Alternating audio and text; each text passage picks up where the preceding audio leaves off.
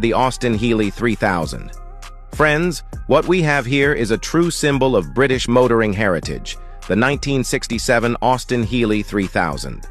This car was built during an iconic era in automobile history, a time when driving was as much about adventure and freedom as it was about getting from A to B.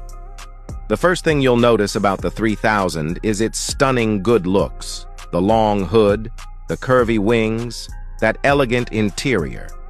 As they say, these cars really do have a face, but this car is much more than just a pretty face.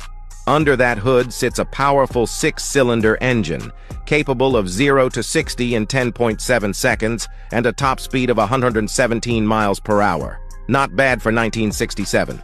While many contemporary sports cars chased outright power, the 3000 delivered quick acceleration and tenacious handling in a refined yet sporty package. It's easy to see why these cars became favorites for rallies and racing. They were also comfortable and usable enough to be a road car, unlike some stripped-down racers of the day.